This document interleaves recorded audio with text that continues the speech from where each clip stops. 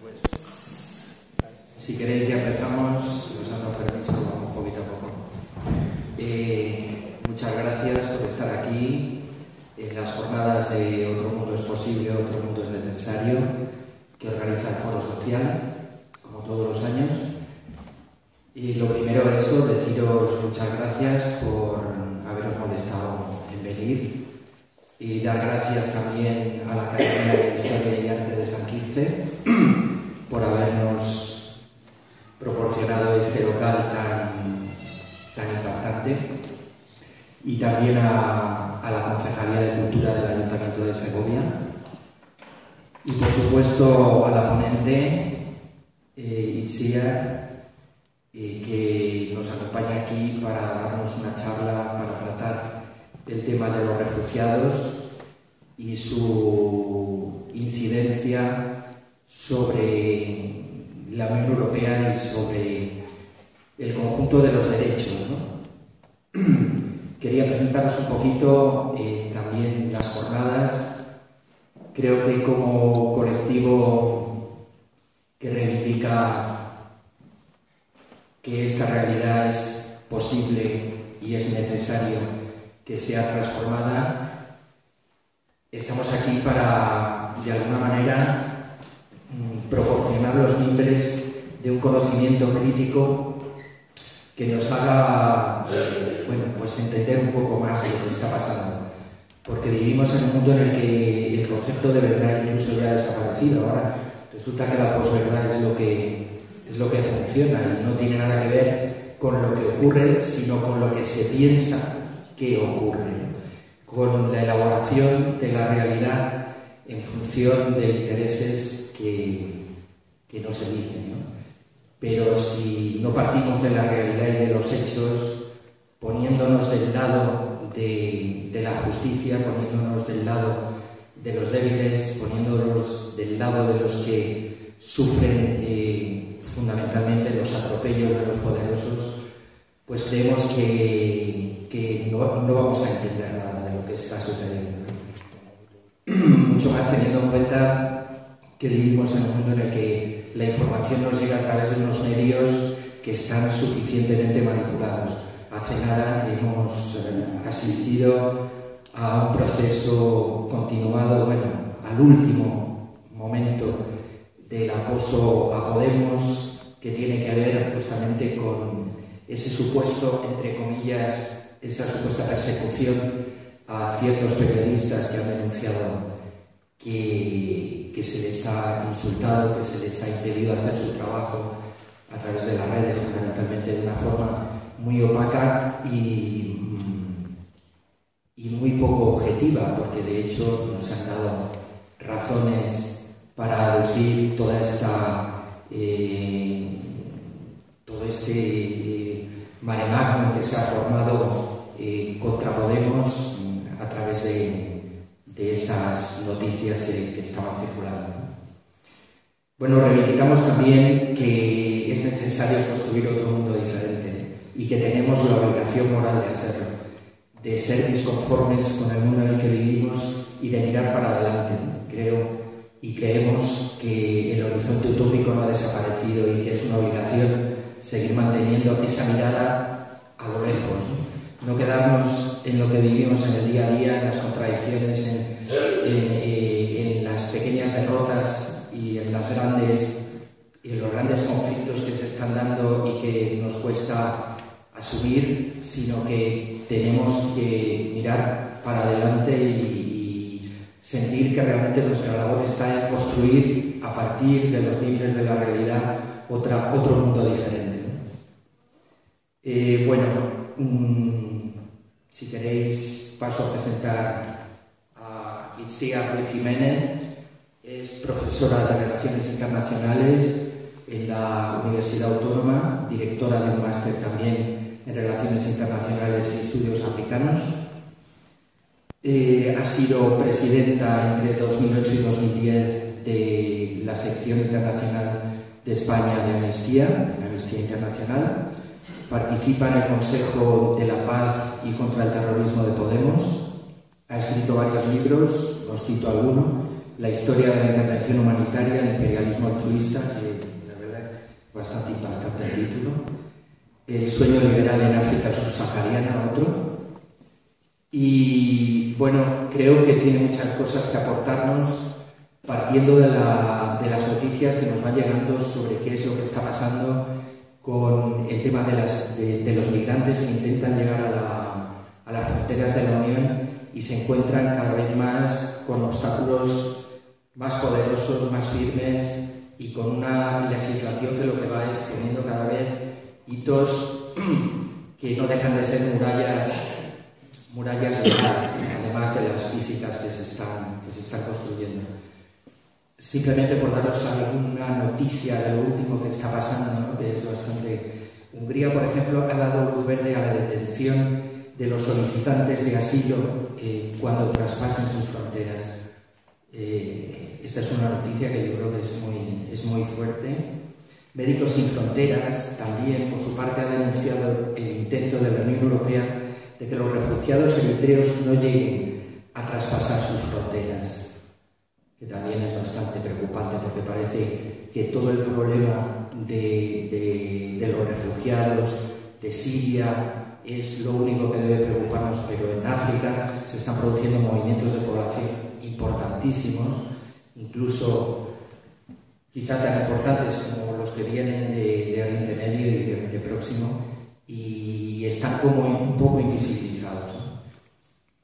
Y bueno, deciros también una noticia que también a mí me ha llevado... Y la Comisión Europea insta a los países a acelerar e intensificar las expulsiones de inmigrantes irregulares, sea cual sea su situación, llegados antes de 2015. Esa es otra noticia que se ha producido últimamente. Y la última, muy reciente, que la justicia europea, por un caso de una familia siria que pretendió solicitar un asilo humanitario en Bélgica, pues la justicia europea ha dejado en manos de cada país conceder o no visados humanitarios. Sea cual sea la situación de persecución de la persona o las personas que la soliciten, sea cual sea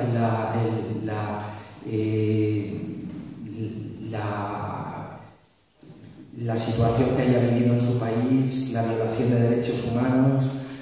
Bueno, creo que esto, sumado a los 366 muertos que ha habido en el Mediterráneo desde principios de año, creo que es un panorama suficientemente impactante. Bueno, y ahora para dejar paso, decía simplemente citar dos frases que son de una entrevista suya y que creo que tienen que ver también con lo que nos va a contar. Una de ellas es: en Europa hay una batalla sobre quién tiene derecho a tener derechos. Y otra que tiene que ver con esta: el discurso político que los vincula a los migrantes, a los peticionarios de asilo, al terrorismo o al yihadismo, refuerza la legitimación de no darles derechos. ¿Vale? Si queréis ahora, pasamos a escuchar a Icía. Bueno, buenas tardes a todas y todos. En primer lugar, pediros disculpas, no tengo voz, estoy afónica desde la semana, pero bueno, voy a intentar forzarla para que podáis escucharme. Y en segundo lugar, pues agradecer al Foro Social aquí en Segovia por haber organizado estas distintas jornadas y por abordar un tema tan importante como algo que, bueno, el título vais a ver cómo yo voy a cuestionar, que podemos hablar de la crisis de personas refugiadas. Es un tema que ha adquirido una muy amplia relevancia en la agenda político-mediática de los últimos 3 años, lo que está ocurriendo en el Mediterráneo. Lo que está ocurriendo en el Mediterráneo, que nos habla de dos fenómenos relacionados, que ya se ha mencionado aquí. Uno tiene que ver con la llegada de en torno a 2,5 millones de personas entre el 2014 y el 2016 a las fronteras europeas, especialmente a las costas de Grecia e Italia. La otra, esa trágica muerte de miles de personas. El año pasado, 2016, ha sido, de los últimos 5 años, el año más mortífero, habiendo muerto cerca de 5.000 personas intentando cruzar el Mediterráneo. Este fenómeno, lo que ahí está ocurriendo, de lo que ahora vamos a hablar hoy aquí, tiene además de el foco mediático y político que ha habido tiene muchos impactos hoy en día. Impactos sobre todo en Europa, pero también en otros lugares del mundo. Y en Europa tiene muchos impactos porque se está vinculando mucho el análisis, los debates y las reflexiones, las políticas que se llevan a cabo en Europa sobre las personas, que vamos a llamar aquí personas en movimiento, que agrupa a personas refugiadas, personas migrantes, a víctimas de trata y a otros colectivos que se mueven por el mundo y para los cuales existen esas diferentes etiquetas que les ponemos, personas refugiadas, migrantes, y que, como veremos luego, pues es un ámbito de discusión y de debate también importante, esas etiquetas.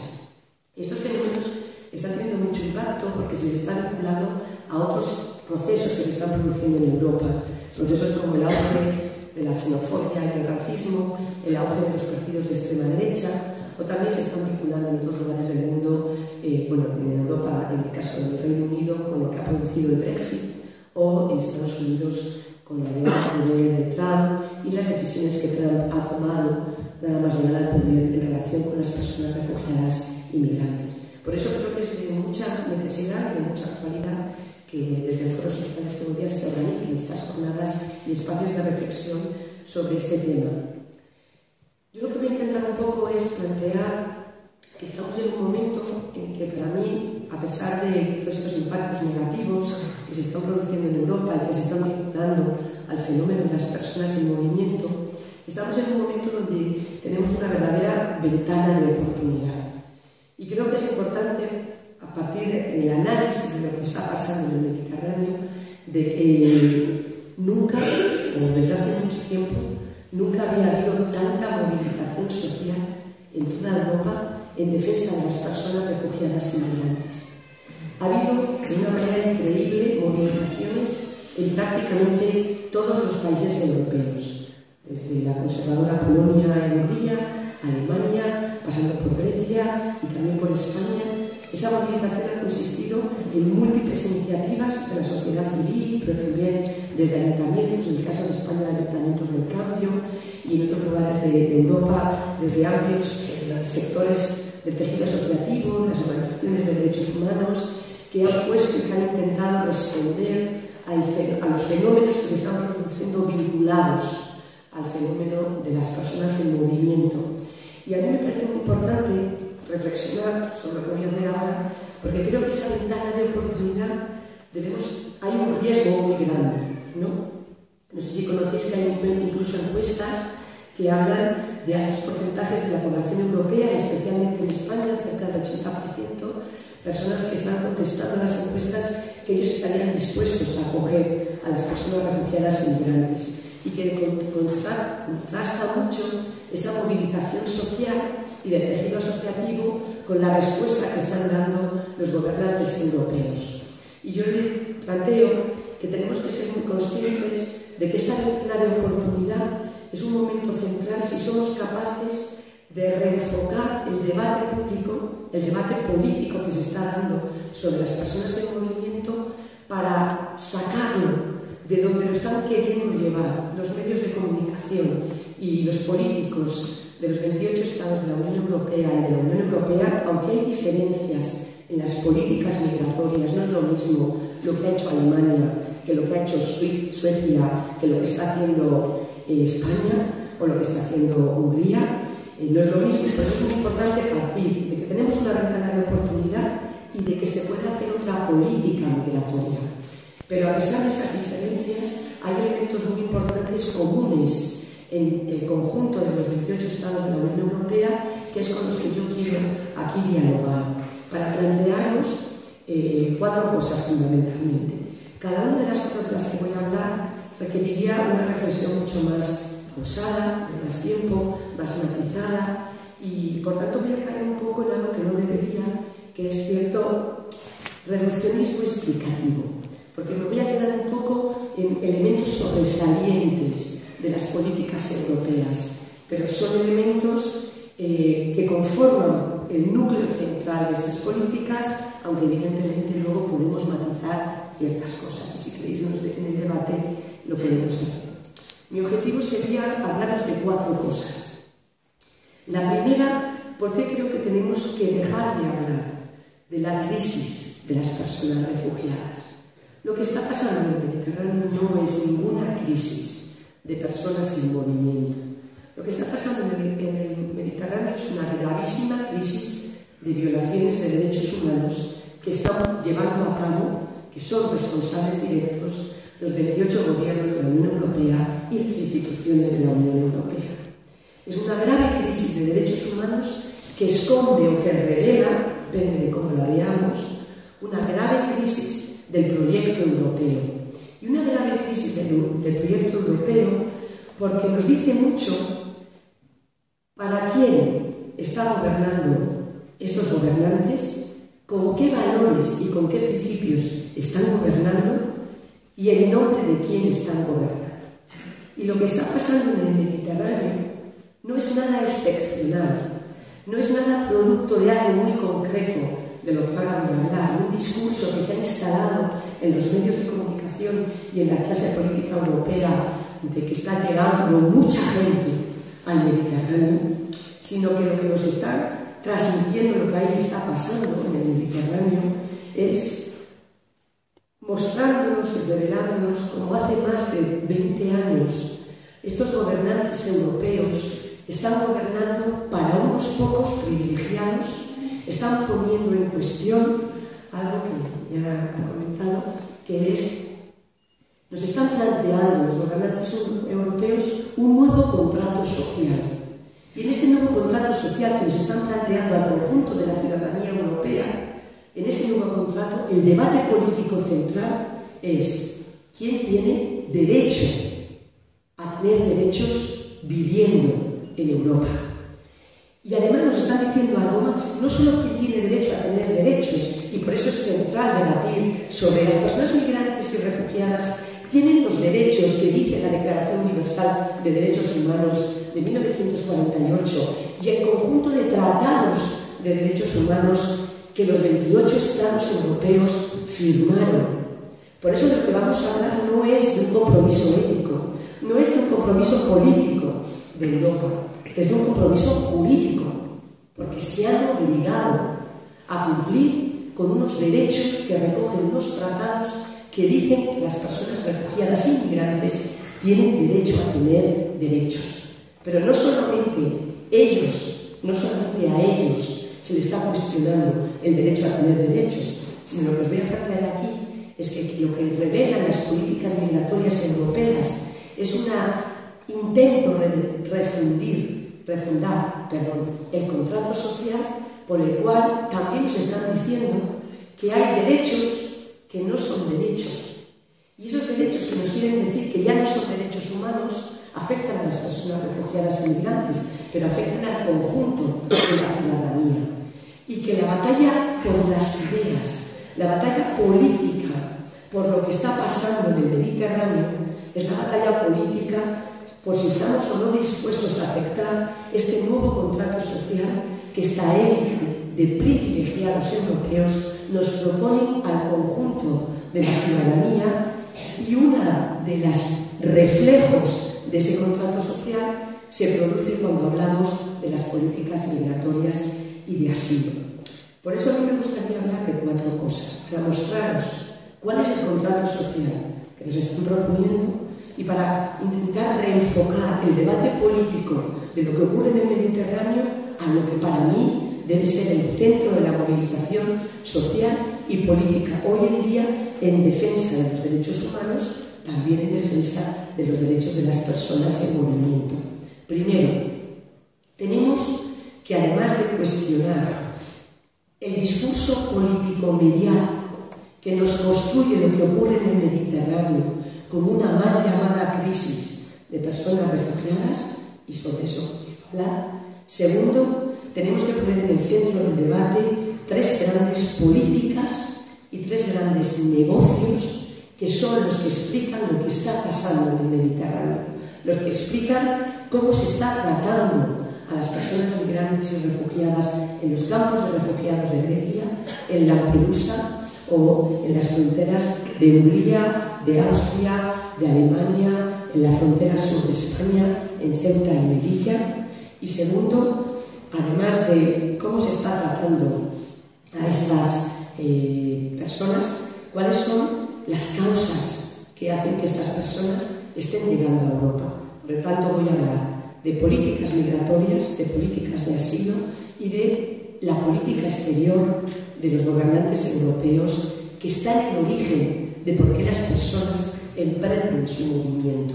Para cada una de estas tres políticas requeriría mucho más tiempo del que tengo. Por eso digo que voy a hablar un poco como titulares, pero luego podéis, si en lo que más interese, podemos profundizar un poco.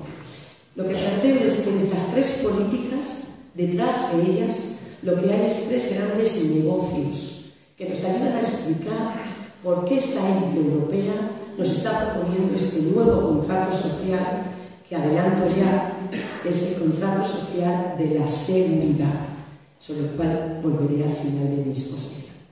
Por tanto, empecemos debatiendo sobre cuál es el discurso político mediático hegemónico y por qué para mí es profundamente peligroso. Es un discurso que tiene muchos elementos, pero yo voy a resaltar tres elementos de ese discurso, aunque tiene más. Primer elemento, es un discurso que se ha construido sobre la idea, de que hay una crisis, una mal llamada crisis de personas refugiadas en el Mediterráneo. Nos dice el discurso dominante, ese discurso mediático. Hay una avalancha de llegada masiva de personas que a partir de la muerte de Aylán están desbordando las capacidades europeas de acogida a tantas personas que han generado una situación excepcional. ¿Por qué creo que debemos cuestionar esta idea de invasión, de avalancha, de excepcionalidad, de crisis por la llegada de mucha gente a Europa? Primero, porque no ha llegado mucha gente. Han llegado, si permitís la expresión coloquial, 4 personas. ¿De qué estamos hablando exactamente cuando hablamos de la llegada en el Mediterráneo en los 3 últimos años? Hablamos de 5.300 personas en el año 2014, de 1.800.000 personas en el año 2015 y de 500.000 de personas en el año 2016. Sumando esas tres cifras, a mí me sale en torno a 2.800.000 personas. 2.800.000 personas sobre ¿cuánta población europea tienen los 28 estados de la Unión Europea? 500 millones de personas. Menos del 2% de la población europea. ¿Alguna vez os habéis preguntado cuántas personas llegan cada año de turistas a las costas de las islas griegas, desbordadas por la llegada de 700.000 personas en el 2015, el año que más gente ha llegado a Grecia, porque luego hubo un acuerdo con Turquía y la gente empezó a no poder llegar a esas costas, que alguna gente sigue llegando. ¿Cuánta gente llega cada año a las costas españolas como turistas? El año 2016, según el Ministerio de Turismo español, fue el año récord de llegada de turistas. 52 millones de personas vinieron a visitarnos a España. Tenemos un problema de acoger, de poder atender humanitariamente, como nos dicen, en 3 años 2.800.000, 3 millones de personas. No. Las cifras, los datos y el debate sobre los datos de quién ha llegado y cómo ha llegado es muy importante, porque estas cifras están ayudando a construir un discurso mediático de que está llegando tanta gente que no tiene derecho a venir. ¿Qué es lo que tenemos que hacer? Primero, no pueden venir, no tienen derecho a venir, por tanto, cerremos las fronteras. Y segundo, los que vienen en esta situación excepcional y de desborde, pues les vamos a acoger malamente, humanitariamente. Donde sí que hay una crisis de personas de gestión de las personas refugiadas no es en el Mediterráneo, no es en Europa. ¿Dónde es? Nos dice, estamos ante la mayor crisis de personas refugiadas desde la Segunda Guerra Mundial. Sí, pero no en Europa. De los 25 millones de personas refugiadas que dice la ACNUR que hay en el mundo, el 86% de ellos están en el sur global. Están en campos de refugiados en el lago del Chad. Están refugiados en campos en Líbano, que tienen una por cada 5 personas que viven en Libia, una persona refugiada. 2% en Europa frente a una quinceava parte en el Líbano. Casi 2 millones de personas solo en Líbano. ¿Cuántos millones de personas ha acogido Turquía del conflicto de Siria? Solo Turquía. 4 millones de personas. Casi el doble que el conjunto de los 500 millones de personas europeas que están los gobernantes europeos diciéndonos que no podemos acoger a 2.800.000 personas. Las cifras hay que siempre intentar resituarlas. Donde hay un problema grave que requiere la responsabilidad del conjunto de la comunidad internacional es en campos de refugiados en donde la gente se está muriendo de hambre por la falta de respuesta internacional y donde muchos campos en Kenia y en otros lugares se están cerrando porque los gobernantes están diciendo, si Europa está haciendo lo que está haciendo con la gente que llega al Mediterráneo, ¿por qué yo tengo que acoger a 3 millones de personas, dada la grave situación socioeconómica y política que vivo en esos países, ¿no? Me parece que es muy importante, por tanto, que no olvidemos que no tenemos ningún problema de avalancha, que no tenemos ningún problema de llegada masiva y ningún problema de excepcionalidad, para nada. Segundo, el segundo problema que a mí me plantea este discurso es el discurso que nos dice que quienes están viniendo son 2 tipos de categorías de personas. Unas son personas que tendrían, nos dicen, pero luego fijaros cómo las tratan, cerrando las fronteras, confiscando sus bienes, metiéndolos en campos de refugiados cerrados, prisiones en Grecia o en Italia, donde la gente se muere de hambre, donde la gente está pasando un frío en estos momentos terrible. Nos dicen que ahí hay personas, unas que son personas refugiadas. ¿Quiénes? Nos dice el discurso mediático imperante. Las personas refugiadas que sí tendrían derecho, pero a este tipo de acogida, son las personas refugiadas que huyen de Siria. Y el resto, nos dice el discurso mediático imperante, no son personas refugiadas y por tanto no tienen derechos. Y esto es radicalmente falso. Todas las personas que cruzan el Mediterráneo tienen todos y cada uno de los derechos de la Declaración Universal de Derechos Humanos. El único punto de discusión es si hay personas, y este es un punto de discusión que lo voy a dejar para el debate porque es muy controvertido, las etiquetas que estamos poniendo. Pero el único punto de discusión aquí es algunas de las personas, la mayoría de ellas, que están llegando a Europa, están huyendo de persecución, porque si todas las personas que llegan a Europa, dice el artículo 14 de la Declaración Universal de Derechos Humanos, toda persona tiene derecho a pedir asilo y añade, y a obtener protección en caso de persecución. Por tanto, lo que se establece ahí es una obligación jurídica para todos los países europeos que firmaron la Convención de Ginebra de 1951, de que si esas personas que han venido a Europa piden asilo, todas tienen derecho a pedir asilo. Si han huido de persecución, tienen derecho a no ser devueltas a su país de origen y obtener protección. Pero el resto de personas, hayan huido por los motivos que hayan huido, y aquí entraremos en un debate que lo dejo para el debate, pero que es muy importante, el resto de personas también están huyendo de violaciones de derechos humanos, pero hay un debate muy fuerte sobre si esas otras violaciones de derechos humanos son o no persecución en función de lo que dice la Convención de Ginebra del 51, que dice que huyes de persecución cuando huyes por motivos de raza, religión, origen étnico nacional o grupo social determinado.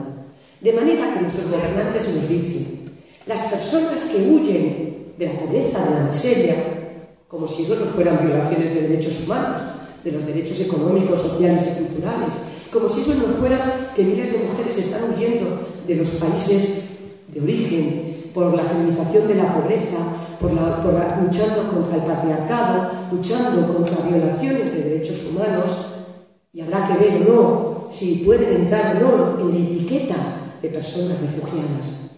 Pero eso no quiere decir que todas esas personas que huyen por múltiples motivos, la inmensa mayoría de ellos violaciones de derechos humanos, no tengan derecho a ser tratadas dignamente. Pero el discurso hegemónico nos dice, hay unos, y ahora veremos que aquí hay también un problema, que tendrían derecho a tener derechos y el resto no tiene derecho a tener derechos. Creo que es muy preocupante esta forma de construir un discurso dicotómico entre refugiadas con derechos, migrantes sin derechos.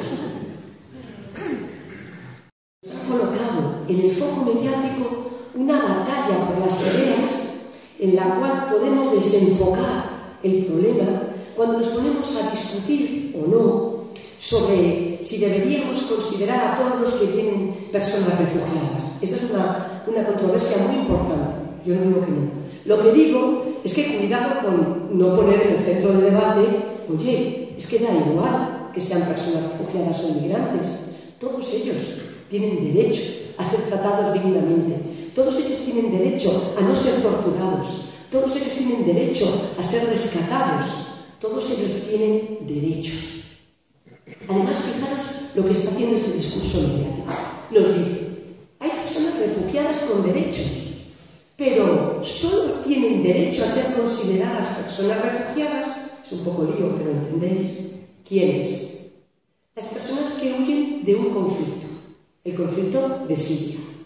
¿Qué pasa con las personas que huyen de persecución y represión de Afganistán, de Irak, de Boko Haram, de Al-Shabaab? Fíjate lo que dicen continuamente los políticos españoles, del gobierno español. La gente que salta en Ceuta y Melilla son negros y vienen de África. Huyen de la pobreza y la miseria. Ellos no huyen de persecución.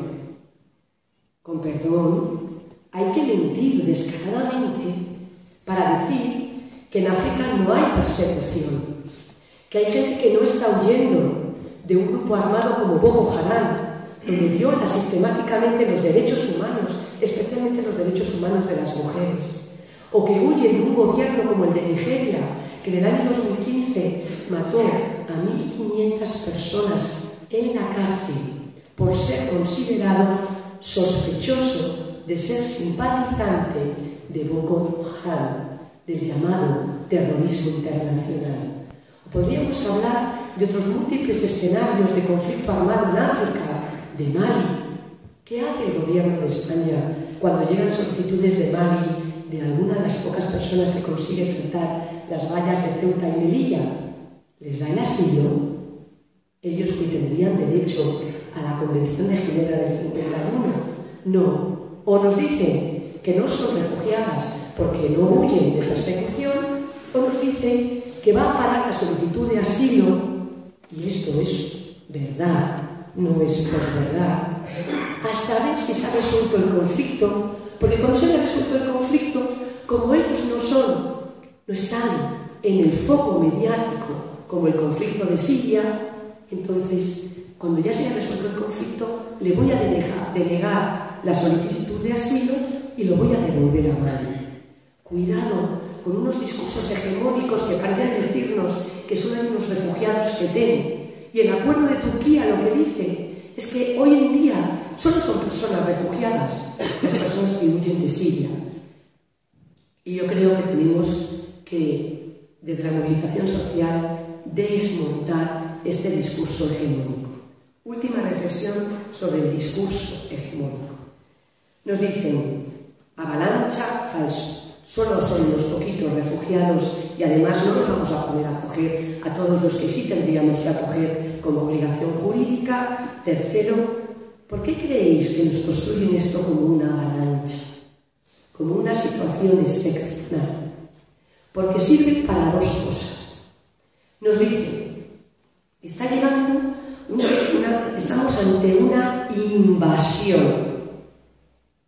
Una invasión que tenemos que frenar, porque esta gente no tiene derecho a venir. ¿Cómo vamos a frenar una invasión de gente desesperada que no tiene derecho a venir? Cerrando nuestras fronteras, militarizando nuestros mares, externalizando el control migratorio, financiando a Marruecos, financiando a Libia, financiando a Egipto, para que ellos hagan el qué. Para que ellos impidan que la gente que dicen nuestros gobernantes no tienen derecho a la movilidad, no puedan llegar. Solo voy a recordar aquí, vamos para el final, el artículo 13 de la Declaración Universal de Derechos Humanos, del que nadie habla. Toda persona tiene derecho a salir de su país. Lo que dice ese artículo es, no dice que todo Estado tiene la obligación de dejar de entrar, pero no dice que no puedan moverse. ¿Vale? Y es un debate muy importante el que tenemos que tener en relación a cómo debemos gestionar con un enfoque de derechos humanos a la movilidad. Lo que es profundamente preocupante es que para poder legitimar esa militarización de nuestras fronteras, esa forma de hacer el control migratorio, están construyendo lo que está pasando como una excepcionalidad y de vez en cuando aparece en el discurso ciertos acontecimientos que son centrales para entender por qué los políticos usan y cómo usan esos acontecimientos. Por ejemplo, la Nochevieja del año pasado, del 2015, algo ocurrió en Colombia. ¿Alguien lo recuerda? Dijeron los medios de comunicación. Miles de personas de origen árabe musulmana, muchos de ellos refugiados, han violado a miles de mujeres alemanas la Nochevieja, el fin de año, en Colonia. Portada en múltiples periódicos de toda Europa. Días después se empezó a saber, por informes policiales, que el número de personas agredidas sexualmente había sido muy inferior y sobre todo que el número de autores, entre los que sí que había personas de origen musulmana, personas de origen árabe y 2 personas con estatuto de refugiados, había también personas alemanas entre los agresores de lo que ocurrió esa noche en Colonia. ¿Podéis levantar la mano? ¿Cuántas de vosotras y vosotros habéis leído en portada esa rectificación de las autoridades alemanas? Por ejemplo, otro acontecimiento. Atentados de París. Al día siguiente se publica en todos los medios de comunicación de Europa que había aparecido un pasaporte sirio con estatuto de refugiado entre los autores que se habían suicidado en París. Aquí muchas de nosotras y nosotros hemos leído esa información. ¡Qué casualidad que en un atentado con bomba en un local aparezca un pasaporte de un refugiado sirio! A lo mejor, no digo yo, que no, el autor o autora, mayormente eran todos varones, de esos atentados, podía o no ser un refugiado sirio. Pero no es casual los acontecimientos que nos están ayudando a construir no a mí, a los políticos europeos, el acontecimiento de Colonia o el acontecimiento de París.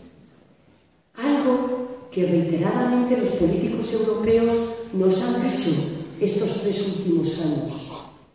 Nosotros no podemos acoger a esta invasión de gente que viene sin derecho a venir, porque entre ellos, ¿quiénes están viniendo? Las redes del terrorismo internacional. Las principales amenazas a nuestra seguridad están entrando a través de esa llegada de personas por el Mediterráneo. Y por eso nosotros tenemos que militarizar esas fronteras para protegernos frente a las amenazas de seguridad que provoca la llegada de toda esa gente, toda, 7 comillas, esa poca gente a Europa. Dejo ahí los problemas que me plantean el discurso hegemónico para deciros 3 cosillas sobre las políticas europeas que para mí son donde tenemos que poner el foco del debate político y de la movilización social y no ponerlo, perdonad que lo diga de esta manera tan cruda, en el rescate humanitario de los campos de refugiados. La clave no es mandar mantas para que la gente no pase frío en los campos de refugiados de Grecia. La clave no es dar dinero a una organización humanitaria para que mande un barco cargado de humanitarios a rescatar personas en el Mediterráneo, porque ni las mantas ni los salvavidas van a salvar a nadie. Solo van a los síntomas y no van a la causa de por qué la gente pasa frío en Grecia o por qué 5.000 personas murieron en el 2016 o más de 30.000 personas murieron en el Mediterráneo en los últimos 15 años. Porque lo que está pasando en el Mediterráneo, ni los campos, ni el acuerdo de Turquía, ni la militarización, ni las muertes, se han producido después de la muerte de Ailán en abril del 2015. Llevan 25 años produciéndose en el Mediterráneo y se han producido por 3 políticas de las que son responsables los gobernantes europeos. Primera política. La gente huye por múltiples motivos, pero tanto la gente que huye de represión, de conflictos armados, de la represión por luchar por la defensa de los derechos de las mujeres o del colectivo de lesbianas, gays, transexuales, intersexuales y bisexuales. O la gente que ha huido por protestar por las políticas de austericidio que han generado el recorte de los derechos económicos, sociales y culturales en miles de países del sur. Toda la gente que huye, sea o no etiquetada como persona refugiada o inmigrante, huye de políticas que no son solo producidas por los gobernantes del sur, que lo que está ocurriendo en Siria no es producto del terrorismo yihadista del Daesh o del Estado islamista, no es producto de la represión de grupos rebeldes que se han alzado contra Al-Shabaab, no es producto de los bombardeos con dinamita del régimen sirio que lleva desde el 2011 reprimiendo una primavera árabe que se rebeló pacíficamente contra una dictadura. Todo eso es cierto, pero ¿qué se olvida el relato hegemónico que nos dice que las guerras en el sur son guerras civiles, son guerras internas, producto de cosas que pasan ahí dentro, que no son guerras civiles, que no son conflictos armados derivados de factores endógenos?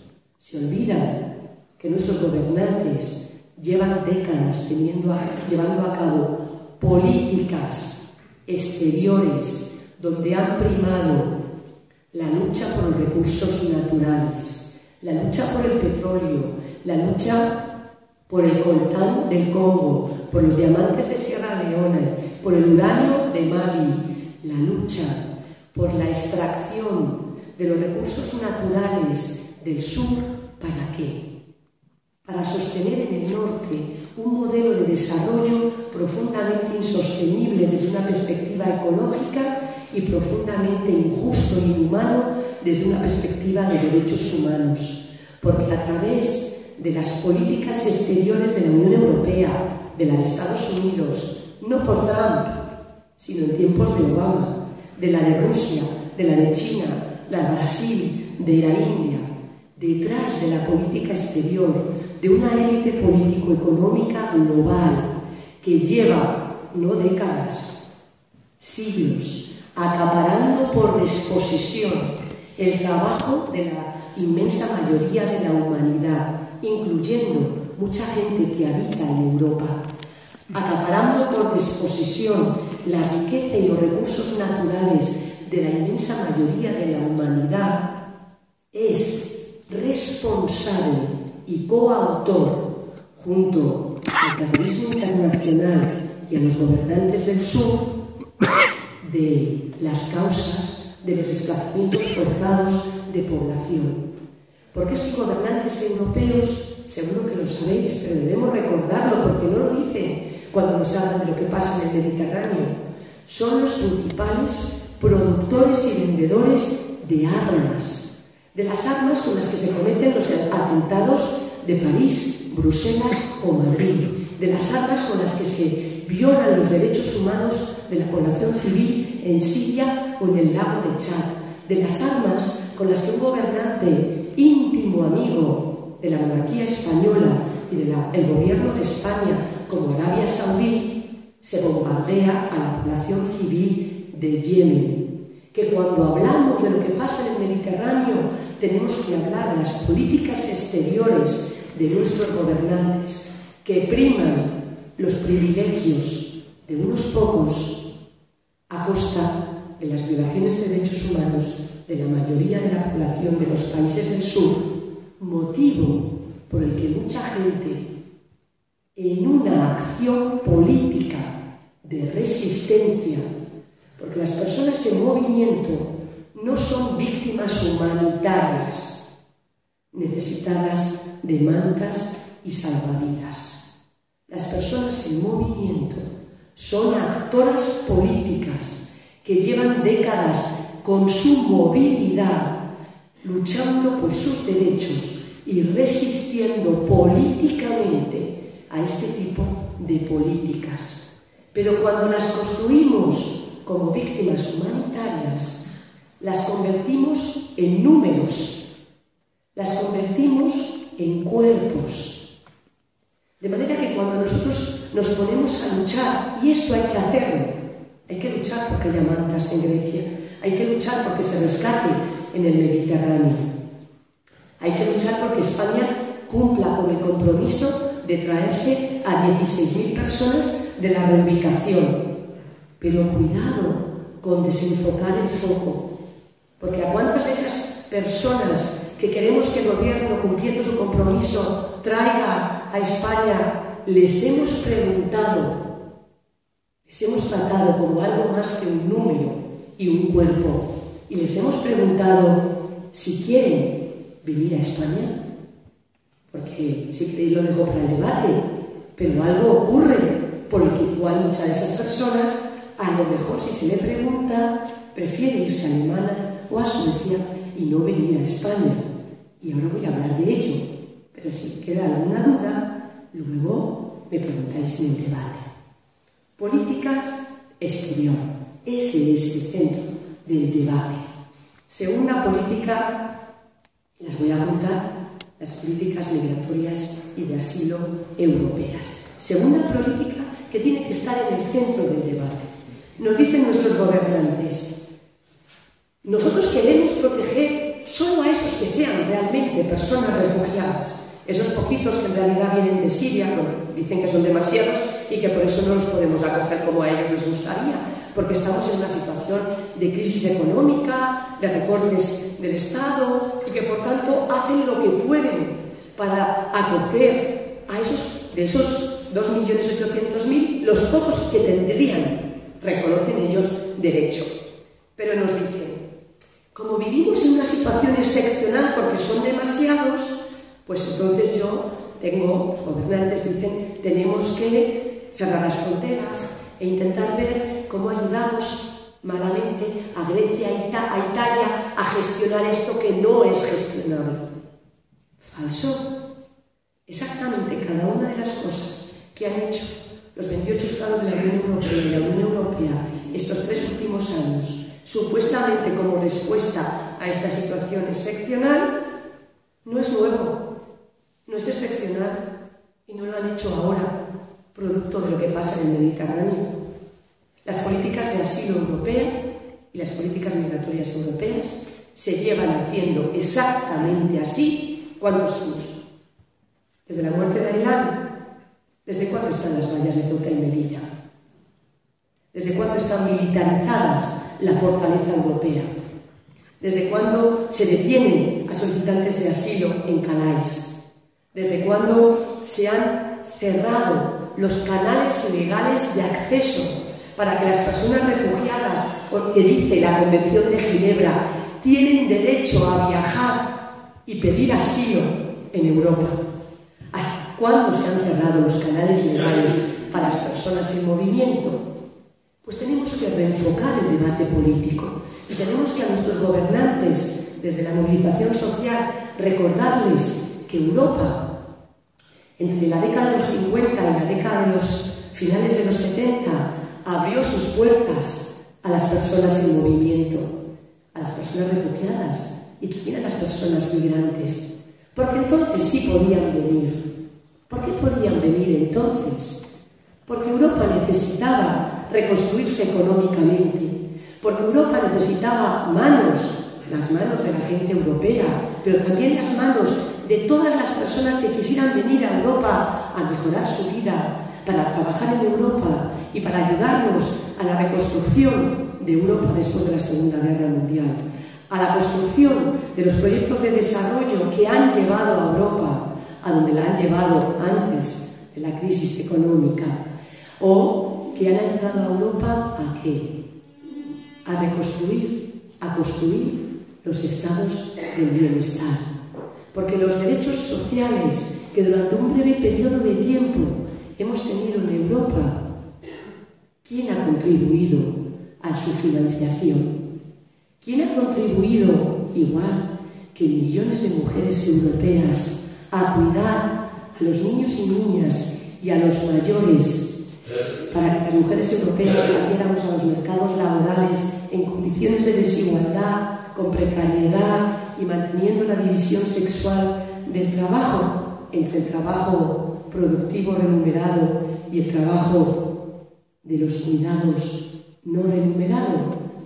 Pues ha venido una cadena global de las migraciones, una cadena global donde había miles de mujeres inmigrantes que han venido aquí a cuidarnos, miles de hombres y mujeres inmigrantes que han venido a trabajar en la década de los 90 en España. ¿En dónde? En el sector de la construcción, en el sector de la hostelería, en el sector del turismo, en los sectores que no es casualidad, fueron los motores de crecimiento económico y del mal llamado desarrollo en España. ¿Cuándo los políticos europeos decidieron que ya no iban a tener puertas abiertas a la inmigración y que además iban a cerrar esas puertas abiertas que tenían para la persona refugiada que saltaba el muro de Berlín? Porque para los que huían de la Unión Soviética sí que había asilo. ¿Cuándo? Pues en la década de los 70. A finales de los 70, Europa cambió sus políticas de canales legales de acceso y empezó a cerrar sus puertas a las personas con movilidad. Y me diréis, bueno, porque no podíamos acogerles a todos. Porque dirán, y dijeron muchos políticos en los 80 y en los 90, porque esa gente no puede venir, no tiene derecho a venir. Nosotros somos los que tenemos derecho, las personas con pasaporte europeo, a vivir aquí y a tener los derechos, el derecho a tener derechos. Y yo digo, es radicalmente falso que los políticos europeos desde la década de los 90 llevaran a cabo políticas para impedir que la gente viniera. Es verdad que cerraron los canales legales de acceso, es verdad que militarizaron sus fronteras, es verdad que levantaron las vallas de Ceuta y Melilla, es verdad que recortaron los procedimientos de asilo, es verdad que desde el año 1992 España es el segundo país de Europa con menor concesiones de asilo, con peores condiciones de acogida para los solicitantes de asilo y personas refugiadas, con un modelo de política migratoria de cierre de la llegada de personas en la década que más gente llegó. ¿Por qué yo digo que es falso el discurso político de que no pueden venir y que hay que cerrar sus fronteras? Porque yo digo que esta élite político-económica, nuestros gobernantes, quiere que la gente venga desde finales de los 80 de esta manera. ¿Qué quiere decir que quiere que vengan de esta manera? Que quiere que vengan sin derechos, que ha construido un andamiaje político-jurídico, las leyes de extranjería, las leyes de asilo, las políticas migratorias, para que la gente venga sin derechos. Porque así hay tres grandes negocios que se van a beneficiar de que la gente venga a través de la forma en que les obligamos a venir.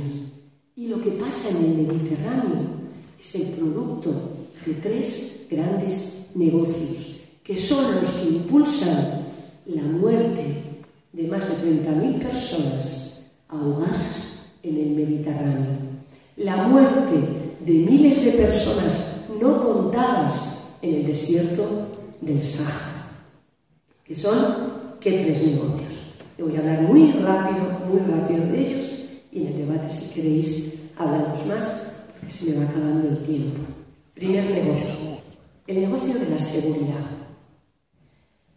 ¿No sabéis los miles de millones de euros que desde el principio de la década de los 90 los gobernantes europeos, con fondos de todos y todas las contribuyentes europeas, han destinado a las vallas de Ceuta y Melilla, a los barcos de la OTAN, a los barcos de Frontex, a las concertinas de Hungría, a los campos de detención en cualquiera de los 28 países de la Unión Europea? Miles de millones de euros. Miles de millones que, a diferencia de la educación y de la sanidad, no se han recortado tras la crisis económica del 2007 al 2012. Miles de millones que la Troika no le han pedido a los ministerios de Defensa e Interior de los 28 países de la Unión Europea que recorten por la crisis. Miles de millones que no le han pedido a Grecia que recorte en el rescate a Grecia ni en el rescate a España. Miles de millones que a quién enriquecen. Pues enriquecen a unos actores políticos, a todo un sector de seguridad liderado por los ministerios de Defensa y los ministerios de Interior, que pasa por los presupuestos de la Policía y la Guardia Civil, que continúa ¿por quién?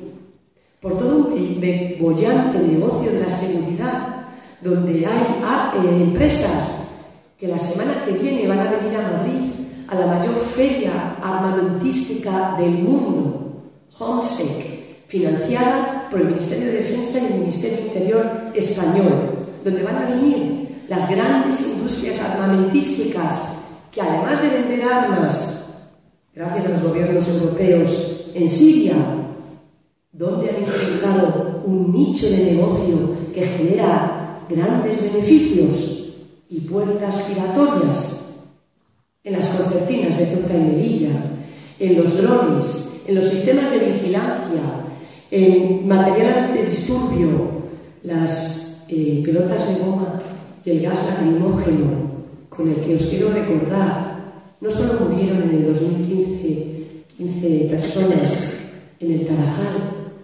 sino que murieron entre el año 2005, mucho antes, fuerte Ceilán, y el año 2014, 23 personas en las vallas de Ceuta y Melilla. Y ni de esas 23, ni de las 15 del Tarajal, hay ni una sola Guardia Civil, Policía Nacional o agente de la Gendarmería marroquí que haya sido juzgado, y no hay ningún familiar de una víctima que haya obtenido el derecho a la verdad, a la justicia y reparación. Que nos tenemos que movilizar cuando hace 3 meses el Ministerio de Asuntos Exteriores de este país denegó el visado para que los familiares de los 15 muertos en el Tarajal vinieran a Ceuta. ¿A qué? A visitar la tumba, la fosa común, donde todavía sin reconocer están 12 de los 15 muertos. Cuidado cuando desenfocan el foco mediático y político y nos olvidan y nos hacen olvidar que hay un importante negocio con industrias que se están forrando a costa de la muerte de personas en estas fronteras militarizadas que se han convertido en limbos jurídicos que se justifican en que quienes saltan la valla de Ceuta y Melilla no tienen derecho a tener derechos. ¿Dónde dice? ¿En qué tratado de derechos humanos dice que son posibles las expulsiones colectivas y devoluciones en calientes que ha recogido la ley Mordaza? Que todos y cada uno de los mecanismos de derechos humanos de todo el mundo han dicho que vulnera. Tribunal Europeo de Derechos Humanos, mecanismos internacionales, las devoluciones en calientes son contrarias a los tratados de derechos humanos porque las personas que saltan la valla tienen derecho a tener derechos. Derecho a pedir asilo, derecho a abogado, derecho a no ser expulsado colectivamente, derecho al socorro si han sido heridos en esas vallas por los golpes de la Guardia Civil, derecho, si son menores de edad, a no ser devueltos, porque hay la Convención de los Derechos del Niño y la Niña, que vulnera diariamente el gobierno español, y no del Partido Popular, porque esto ha sido una política de Estado desde el principio de los 90 del Partido Popular y del Partido Socialista Obrero Español. Segundo negocio, y ya acabo, el negocio de lo que llamamos la economía política de las migraciones. Una economía que el discurso mediático imperante nos dice que está controlada por los traficantes, por el crimen organizado internacional. Discurso que interesa mucho decirlo así, porque así que legitima la necesidad de enviar policías y ejércitos para luchar contra el crimen organizado. Y también ahí aparece el cuerpo de las mujeres en movimiento, porque es solo ahí cuando nos hablan de que hay mujeres nigerianas que pueden ser víctimas de trata con fines de explotación. Quiero que levantéis la mano quienes sepáis que no saltando las vallas de Ceuta y Melilla, pero que en Ceuta y Melilla entran, no sabemos por dónde, mujeres nigerianas. Algunas de ellas es posible que sean víctimas de trata con fines de explotación sexual. ¿Podéis levantar la mano? Entran y no saltando las vallas. Entran porque hay toda una economía política de las migraciones que en origen en Marruecos, en el desierto y en la frontera legal de Ceuta y Melilla, a través del pago de dinero, la gente pasa. Que nos deberíamos preguntar y poner en el centro del foco político la economía política que sostiene a Ceuta y Melilla. Porque ¿de qué viven las ciudades de Ceuta y Melilla, además del empleo público y del negocio vinculado al negocio de la seguridad de las vallas de Ceuta y Melilla? Del contrabando de la economía política, donde miles de mujeres marroquíes en movimiento llevan pesos de 60 kilos encima y son maltratadas para que entren rápido por las fronteras, los puestos fronterizos de Ceuta y Melilla. ¿Cuánta investigación sobre las víctimas de trata con fines de explotación hay para saber, y esto lo digo sin saber porque no tengo datos, pero sospechas sí, cuánta gente, incluyendo de las fuerzas de seguridad españolas, participa del negocio de la economía política de las migraciones? Podemos hablar de muchos otros beneficiarios, no solo las grandes compañías del crimen organizado, porque, pregunta sencilla, ¿cuánto le cuesta a una persona de Siria subirse un avión y llegar a Europa? 800 euros. Pero fijaros lo que acaba de decir el Tribunal Europeo de Justicia. Los gobernantes europeos están obligados a dar protección a las personas refugiadas. Ellos cierran los canales legales, impiden a la gente porque no les dan visados para pedir asilo, porque no les dan visados humanitarios, que se suban a ese avión. Ergo, estas personas tienen que ir a las rutas de la economía política migratoria y en vez de pagar 800 euros, ¿cuánto pagan? 3.000, 4.000, 8.000 euros, endeudándose con mucho dinero para poder huir y poder hacer algo que dice la Declaración Universal de Derechos Humanos y que están obligados los países europeos a permitirles pedir y obtener protección. Acabo. Tercer negocio, el que más nos compele a todas nosotras.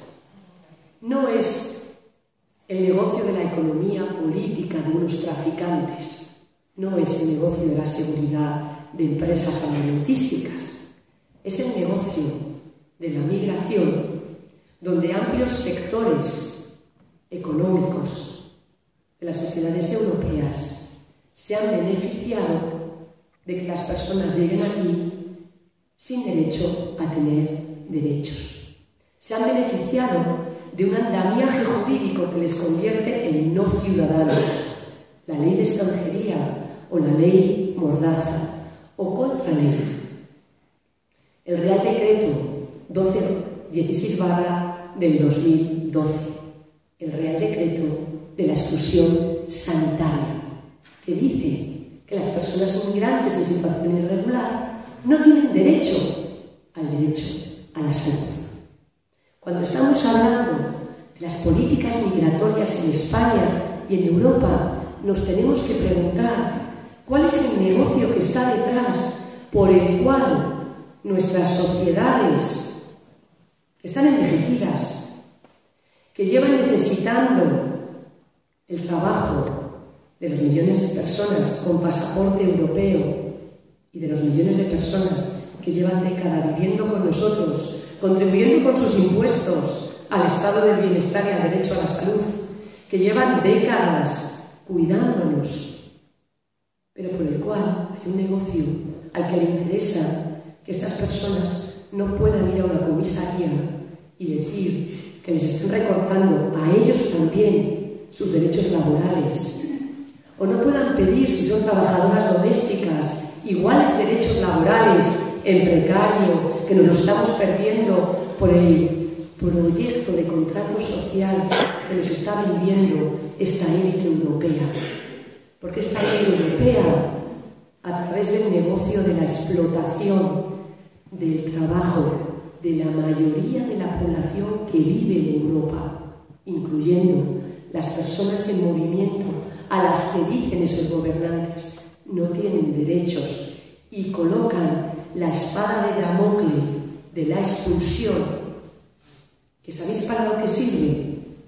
Para que cuando una mujer inmigrante explotada en el servicio doméstico o en la hostelería sea acosada sexualmente, si va a una comisaría de policía porque es víctima de violencia machista, ¿qué es lo que dice la ley española? Que la policía iniciará un procedimiento de expulsión, que lo suspenderá durante el tiempo que dure la investigación judicial sobre violencia machista, y hoy en día sabemos los graves problemas que tienen las víctimas de violencia machista. Da igual su pasaporte para obtener protección del sistema judicial en este país. Pero si eres una mujer inmigrante, además tienes la espada de Damocles, que si no hay sentencia condenatoria, ¿a dónde te vas? A tu país. Hay un andamiaje jurídico-político construido sobre la idea de que las personas migrantes no son personas con derecho a tener derechos. Pero también hay un andamiaje jurídico-político que lleva 2 décadas diciéndonos que hay derechos que están en la Declaración Universal de Derechos Humanos que no son derechos. No solo no son derechos para las personas migrantes, el derecho a la salud. ¿Qué nos están diciendo esta élite político-económica europea? ¿Qué nos están diciendo los gobernantes europeos? Nos están diciendo que los derechos económicos, sociales y culturales no son derechos humanos. Es algo graciable que nos pueden dar o no en función de la beneficencia. Que lo que ellos nos tienen que dar a cambio, y aquí está el debate político, y aquí está la movilización social, y aquí está donde debemos ponernos a resistir, además de mandar mantas a Grecia o salvavidas al Mediterráneo, es que nos están diciendo que los Estados llanos tienen que garantizar nuestros derechos sociales, que los Estados ni siquiera nos tienen que garantizar nuestros derechos civiles y políticos, porque esos derechos solo dependen de lo que se llama la doctrina del mal menor. Los derechos humanos ya no son todos los derechos de la Declaración, solo son algunos. Y esos derechos se pueden excepcionalmente, en situaciones excepcionales, suspender cuando esté en peligro nuestra seguridad. El nuevo contrato que nos plantea la élite político-económica europea, que es capitalista, que es neoliberal, que es patriarcal y machista, que es racista y que gestiona al conjunto de su población diciéndola que los derechos no son ya derechos, pero que ella sí que nos puede dar lo que como sociedades muertas de miedo queremos. Policías y militares que nos protejan frente a nuestras grandes amenazas. El terrorismo internacional, el crimen organizado que trata con víctimas de trata y los desplazamientos masivos de población que llegan al Mediterráneo. Y yo digo que no, que en el centro del debate político lo que tenemos que decirle a esta élite es que nosotros no aceptamos que esos 3 negocios sean a costa de los derechos humanos de todas las personas que habitan y residen en Europa y de todas las personas a las que esta élite en otros lugares vulnera sus derechos humanos. Muchas gracias.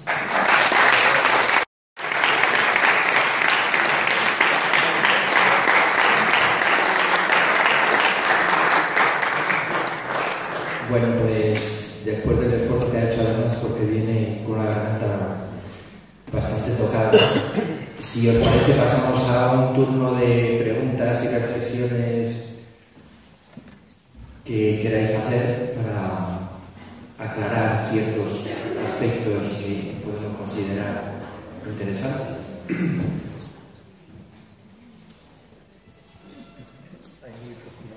Tenemos como 15-20 minutos para eso.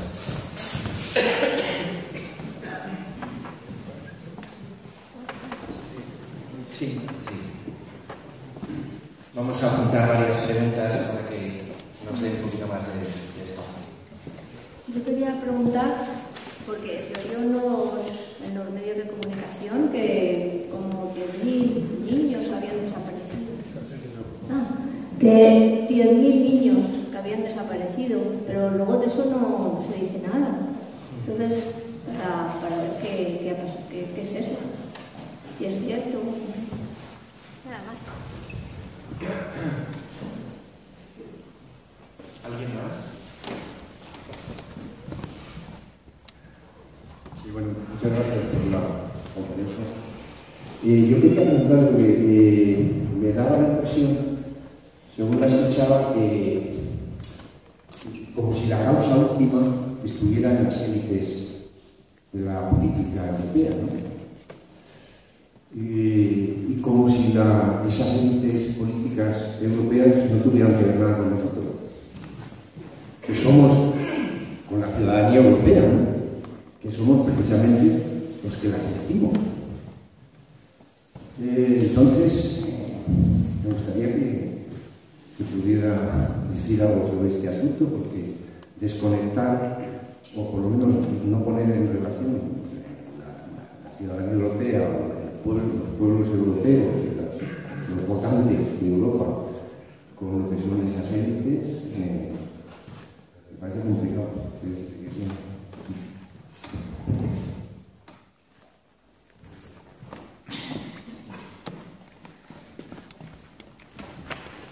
Hola. Bueno, en primer lugar, agradecerte la conferencia que nos has dado, ¿no? Yo creo que ha sido magnífica y que nos ha sensibilizado más a todos, ¿no? A mí me parece que quizá no se esté hablando con la suficiente energía. Yo creo que es un genocidio el que se está produciendo, que es un crimen de lesa humanidad, que debería ser juzgado probablemente, como se juzgaron otros después de la Segunda Guerra Mundial, y que esto, que han sido campos de exterminio, hablamos de campos de refugiados, y en algunos casos, con el frío, las enfermedades y la represión, se podía hablar de campos de exterminio, ¿no? Y después, empalmando un poco, a mí me parece que el Parlamento Europeo no está haciendo nada, que al final se reduce a unos decretos o unas normas que dictan 4 que se reúnen, que se encargan del derecho de asilo, como se lo han cargado el otro día, o deciden que Europa va a 2 o 4 velocidades según les parece y el Parlamento no se entera, ¿no?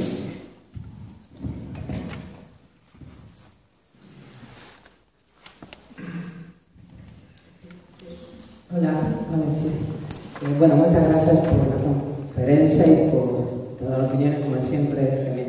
Es una reflexión, pregunta más desde tu punto de vista, porque claro, existe una Declaración de los Derechos Humanos, existe la Declaración de Ginebra, existen otro millón de tratados internacionales firmados por los Estados europeos y no europeos.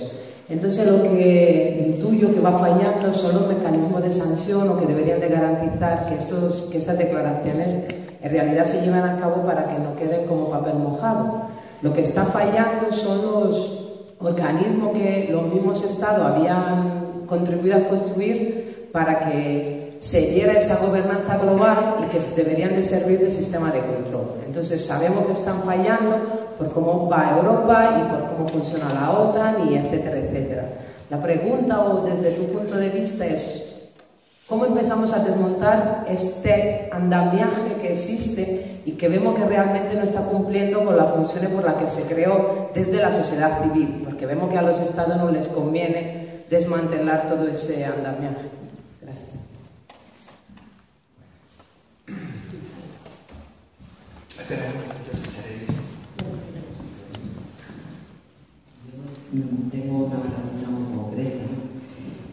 porque estamos asistiendo, estamos ya hasta las narices de oír concretamente en el caso del Estado español que hay una voluntad de crecimiento innovable.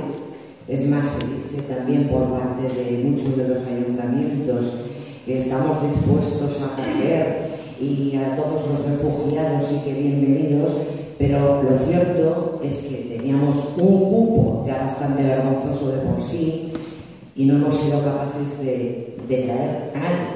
Y se dice reiteradamente que es muy complicado porque tramitar los expedientes de asilo es una cosa complejísima, o sea, debe de ser, bueno, en fin, una palabra que no quiero decir, pero bueno, debe de ser imposible prácticamente, vamos, porque no hemos sido capaces de hacerlo y me gustaría tener datos concretos de cómo se puede desmontar semejante patraña, porque es que ya huele, ya cansa, y cansa sobre todo esta actitud tan paternalista por un lado y después se compadece tan malamente con la realidad de no traer a nadie. Y luego después me gustaría también, bueno, hacer una reflexión en relación a lo que significa dejar a la gente fuera del sistema legal, es decir, obligar a la gente a estar sin papeles y lo que eso le supone a la hora de poder ganarse la vida, porque de hecho estamos obligando a la gente a base de ilegalizarla, ¿no?, a buscarse la vida como puede, y el como puede a veces implica naturalmente conductas supuestamente delictivas que a su vez sirven de base para después hacer argumentos respecto al miedo y respecto a la delincuencia y respecto a la etiquetación como delincuentes de estas personas cuando estamos nosotros mismos provocando exactamente esa situación. Y me parece una perversión intolerable, sinceramente. Bueno, voy a intentar muy brevemente responder más que a todo, pero bueno, muchos son comentarios y reflexiones muy interesantes. Niños desaparecidos.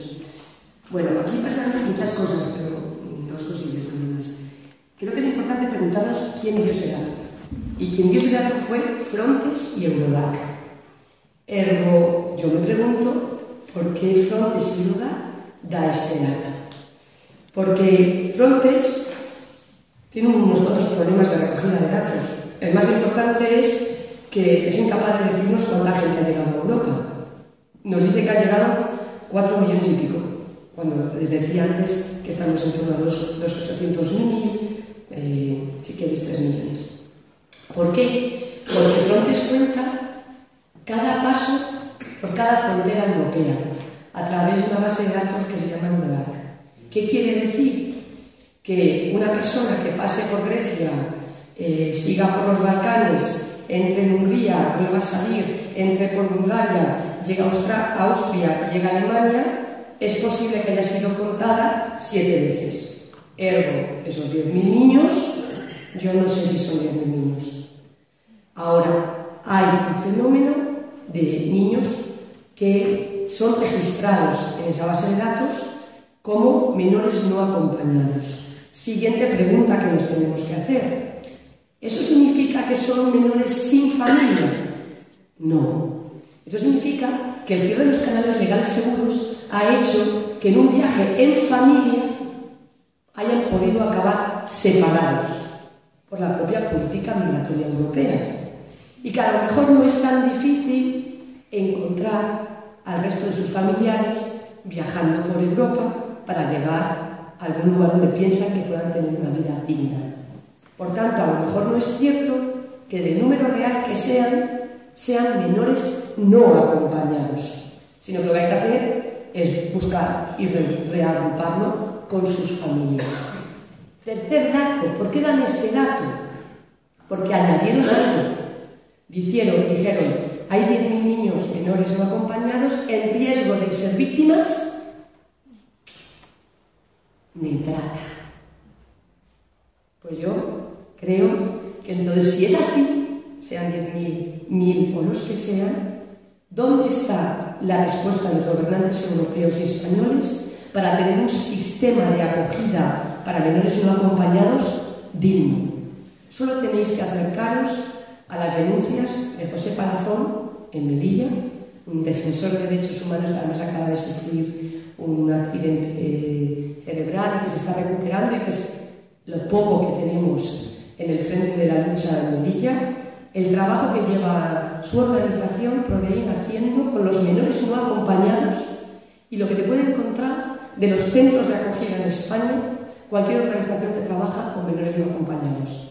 Si realmente hay un problema de riesgo de que vayan a ser víctimas de trata, haga usted una política pública que respete la Convención de los Derechos del Niño y no los vuelva a expulsar por el otro lado de la valla.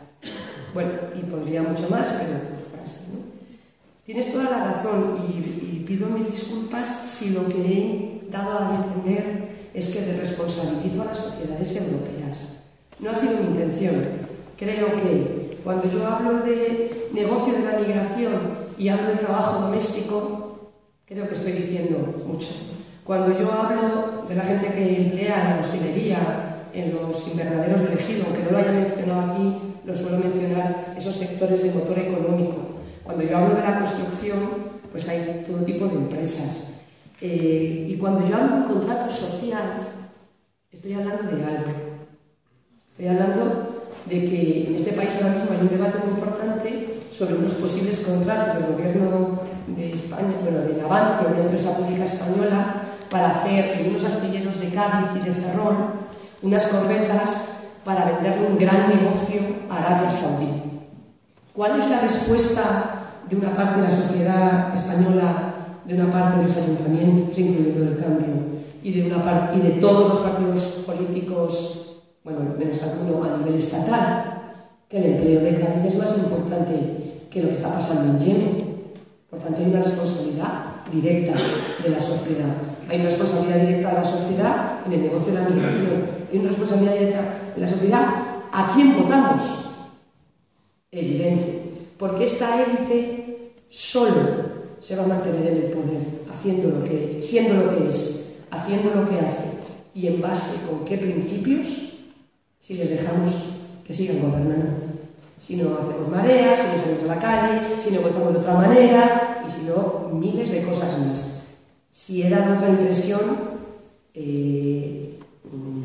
pido disculpas porque no era mi intención decir que las sociedades no somos responsables de que esa élite esté en el poder. Son, y no son, pero somos fundamentalmente responsables de ello. Genocidio y crímenes de lesa humanidad. Bueno, yo creo que es un poco complejo. Tenemos unos instrumentos jurídicos de derechos humanos. El delito de genocidio, el delito de crimen de lesa humanidad tiene su tipificación penal. No me quiero poner aquí muy jurista. Y evidentemente a mí me parece un elemento simbólico muy importante empezar a poder utilizar como planteas la idea de que muchas de las violaciones de derechos humanos que se están cometiendo por esta élite apoyada por esas sociedades europeas que votan y mantienen esa élite, en términos de que lo que se está produciendo son crímenes de lesa humanidad. El de genocidio, que tiene mucha fuerza moral y que es un instrumento, cada voy a la parte de instrumentos de derechos humanos, muy potente políticamente, tal como fue construida típicamente en el año en que se creó, que fue post-Segunda Guerra Mundial y post-Holocausto, tiene dos problemas para poder usarla en ese contexto de los campos de detención en Grecia y de la muerte que esté produciéndose, sobre todo, yo creo, con más fuerza con las muertes del Mediterráneo, que es que exige dos cosas. Un tipo de motivo, que sea por opinión política, origen étnico, religioso o nacional, y es más difícil, pero no digo que no se pueda, pero es más difícil conectar que esa política europea que está matando a la gente en el Mediterráneo sea por ese motivo, ¿entiendes un poco? Segundo, exige un dolo, la intención de acabar con ese grupo humano. Creo que podría ser más fácil trabajar por el argumento de crímenes de lesa humanidad. El otro es tan difícil que hace que sea más dificultoso en otros supuestos. Por ejemplo, la Convención del Genocidio no recoge el asesinato planificado con la intención de acabar por la opinión política. Por eso ha sido tan difícil utilizarlo, para las dictaduras de Argentina y Chile y para las miles de desapariciones, porque el motivo de la desaparición era la opinión política de la gente, Partido Comunista, opositores al régimen, y no eran los motivos tasados de la Convención, mientras que el crimen de lesa humanidad es incuestionable, ni política, ni ética, ni jurídicamente. Pero me parece que tienes razón en la necesidad de, en el debate, reformular lo que ahí está pasando, al menos como crímenes de lesa humanidad. Parlamento Europeo. El Parlamento Europeo hay gente y eurodiputados que están haciendo cosas, pero el Parlamento Europeo tiene dos grandes problemas. Primer problema, ¿quiénes son las mayorías en el Parlamento Europeo? El Grupo Parlamentario Popular, mayoría de partidos conservadores, incluso creciente mayoría de partidos de extrema derecha, y el Grupo Socialista, que en gran parte de Europa han llevado a cabo políticas de Estado iguales en materia de gestión de las personas en movimiento. Segundo motivo del problema del Parlamento Europeo es que tiene muy poquita capacidad de incidir en la toma de decisiones de lo que decide Europa.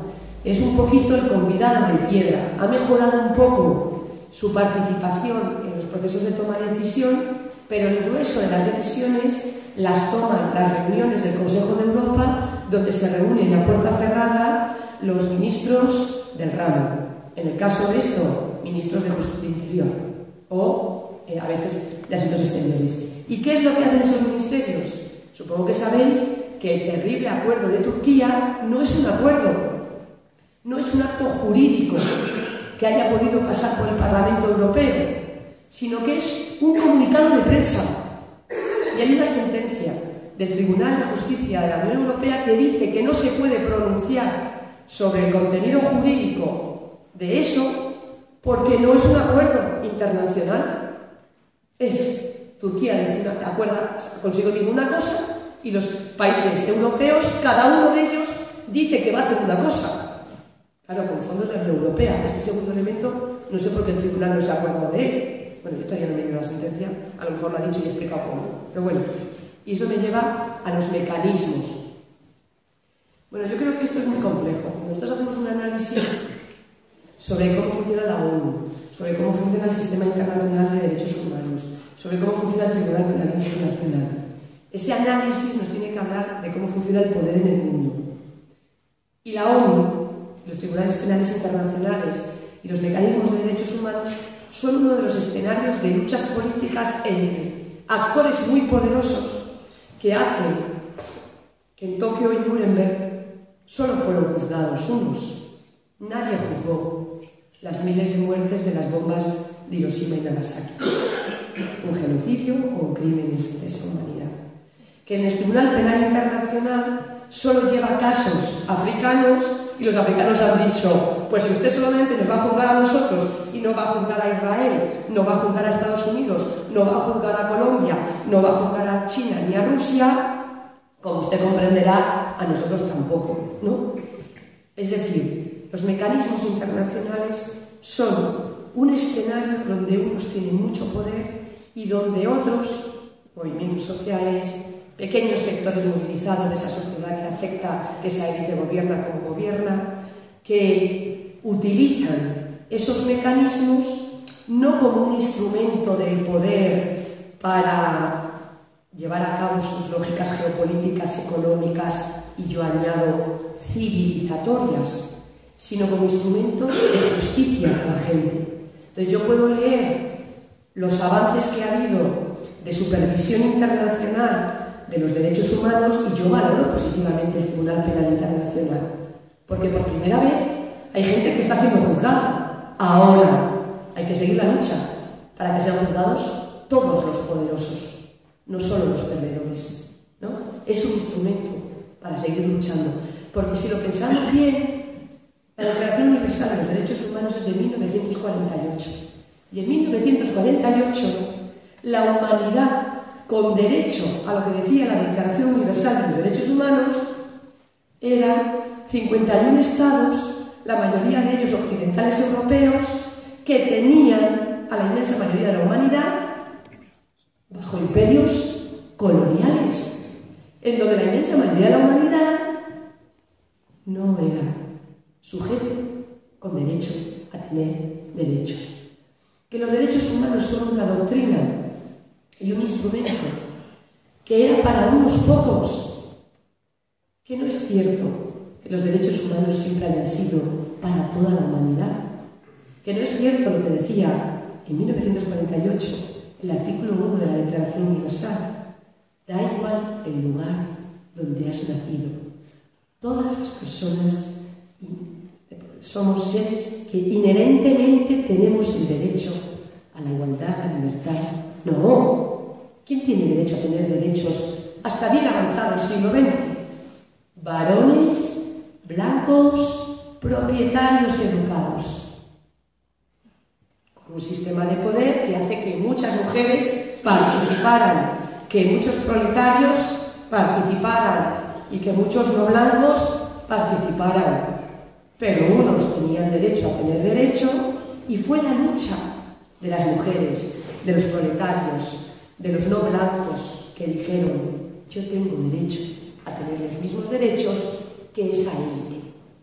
Por eso los derechos humanos es un escenario de lucha, y lo que tenemos que hacer es ver cómo conseguimos que realmente haya mecanismos internacionales y mecanismos nacionales, porque lo mismo que pasa a nivel internacional pasa cuando vemos estos días lo que pasa con los tribunales, con la Audiencia Nacional, que hay dobles raseros para medir cuando alguien comete un delito. Que Blesa, Undalgarín y Rato no van a ir a prisión preventiva, pero el resto de la humanidad no tiene el derecho que ellos sí tienen a no ir a prisión hasta que realmente se decida que son culpables. Y yo estoy a favor de que la gente no vaya a prisión preventiva, pero no hay ningún inmigrante que no vaya, pero no hay ninguna persona, hombre y mujer, que no sea esos privilegiados, que no vaya directamente a prisión al día siguiente de la sentencia. Ergo, necesitamos que esos mecanismos internacionales o nacionales estén al servicio de las mayorías que estén, o de las minorías que estén luchando por la justicia, y no al servicio de unos privilegiados, que cada vez más es lo que son. Ayuntamientos del Cambio y cupo. Bueno, los ayuntamientos del Cambio, como otros muchos ayuntamientos, han planteado, por una parte, una respuesta humanitaria, por otra parte, un desafío político a las políticas del gobierno y una denuncia de lo que hace. Pero es evidente que quien tiene la competencia para que un barco, echado o no por el gobierno de Valencia, pueda venir con un visado y la gente pueda llegar y cruzar el Mediterráneo y atravesar los barcos de la OTAN, eso no es competencia de un ayuntamiento, sino del gobierno. Ergo, la clave aquí es el gobierno. Pero la clave aquí también es, si vienen, ¿cómo van a venir? Si vienen, ¿cuáles son las políticas que este Estado tiene para garantizar los derechos de todas las personas que vivimos aquí, entre las cuales ellos se van a incorporar? ¿Cuáles son las políticas públicas de lucha contra la discriminación racial que lleva sufriendo la población migrante y refugiada, más el pueblo gitano y otra gente en este país, o en Francia, o en Alemania, o en Inglaterra, desde hace décadas? Entonces, hay ámbitos de competencia de los ayuntamientos donde, además de ofrecer plazas para la llegada de personas refugiadas, hay amplios ámbitos de trabajo para llegar ya poner en el centro las políticas municipales los derechos humanos de todo el mundo, ¿no? Y Madrid tiene un plan de derechos humanos y hay propuestas, porque muchas de las políticas que se pueden hacer con una ley Montoro que no les da recurso, que no les impide remunicipalizar gran parte de todos los servicios sociales externalizados, y me dirás, ¿qué tiene que ver eso con los cupos? Todo, porque estamos hablando de cómo gestionamos y qué derechos damos o garantizamos al conjunto de la población, incluyendo esa población. Ahora, ese discurso de cupos y de que no hemos sido capaces por complejidades administrativas me lleva al principio. Es que ellos no quieren que vengan con derechos, pero quieren que vengan. Entonces, lo que hace el gobierno desde hace 2 décadas es lo que llamamos una política de asilo de efecto disuasorio. Yo no te voy a ofrecer buenas condiciones de acogida, yo no te voy a ofrecer un estatuto de asilo allí. Si quieres venir, vienes, pero sin papeles. Y si no quieres venir sin papeles, Alemania te espera. Entonces, ¿cuál otra opción hay? Muy sencilla. A nivel internacional, desde hace mucho tiempo, hay 3 soluciones al problema de los refugiados. Integración local, tráetelos, tramita aquí la solicitud, darles asilo y que se integren con todos los derechos de lo que dice la Convención de Ginebra, que es un tratado de obligado cumplimiento. No con lo que propone la semana pasada la Comisión, que van a ser los derechos a las personas refugiadas. No, lo que dice la Convención. Segunda opción, reasentamiento en terceros países con derechos. No, esa opción no nos gusta porque es muy compleja. Este mecanismo de reubicación, que no vas a encontrar ninguna ley que diga qué derechos tiene la gente que viene con ese mecanismo. Tercera solución. Hay una cosa que se inventó hace muchos años, que es darle a la gente el estatuto de refugiado prima facie. Que eres sirio y huyes de persecución. Esta tarjeta la tienen todas las personas que viven en los campos de refugiados del Chad, todas las personas que viven en Etiopía, y en Kenia, de Somalia. Europa podía haber dicho, todos los que llegan a Europa, prima facie, refugiado. Le doy un permiso de residencia de 1 año y mientras, con calma, porque total, España no puede tramitar 16.000 solicitudes de asilo. No puede. Muy complejo. No lo hagas en el campo en Grecia. Tráetelos, tramítala, visado humanitario, y si no fuera, los expulsas. Claro, pero es que no nos olvidemos. Más del 60% de las personas con orden de expulsión no son expulsadas, porque España sabe que no los puede expulsar, pero los detiene, los mete en un CIA y les deja con una orden de expulsión. ¿Para qué sirve una orden de expulsión? Diréis, ¿para expulsarles? Os digo, no. Para que nunca se puedan regularizar en un procedimiento de regularización extraordinaria, que tanto el PP como el PSOE siempre a los pocos años han hecho. ¿Pero qué tipo de regularización? Un permiso de trabajo vinculado a un contrato en el servicio doméstico o en la construcción. ¿Se te acaba el contrato? ¿Y el permiso de residencia? No existe. Irregularidad sobrevenida y vuelta a empezar. Todo el mecanismo, todo el andamiaje es para que estén aquí sin derechos. Y con eso, el elemento de criminalización cierra el círculo, como desde los 90 nos vienen diciendo, que como viene gente diferente, que como viene gente que viene de otra religión o de otras culturas, son gente problemática, tenemos que gestionarla a través de un sistema policial. Y no os olvidéis, las mujeres inmigrantes en situación irregular que trabajan en el servicio doméstico de la clase media española, lo que más les impide denunciar su explotación es un régimen jurídico en el que España se niega a firmar el convenio de la OIT de trabajadoras domésticas para darles derechos laborales, y es la espada de Damocles de una orden de expulsión. Eso es, además de las redadas por perfil racial en Chamartín, en nuevos ministerios, a las 8 de la mañana, por servicios secretos de la policía, que por el color de tu piel, prohibido por el derecho internacional de los derechos humanos, para la gente, para ver si tienes papeles. Y si no, orden de expulsión. Centro de detención, a la calle, pero con orden de expulsión.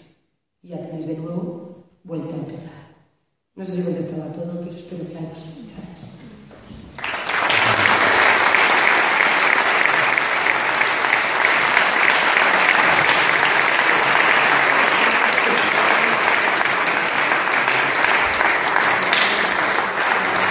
Bueno, muchas gracias, Iciar, por el esfuerzo, además, a vosotros por haber venido e invitados para continuar mañana con la segunda jornada a cargo de Javier Gallego Crudo para hablarnos de su nuevo libro y también de sus trabajos como periodista y su compromiso político. Mañana nos volvemos a ver.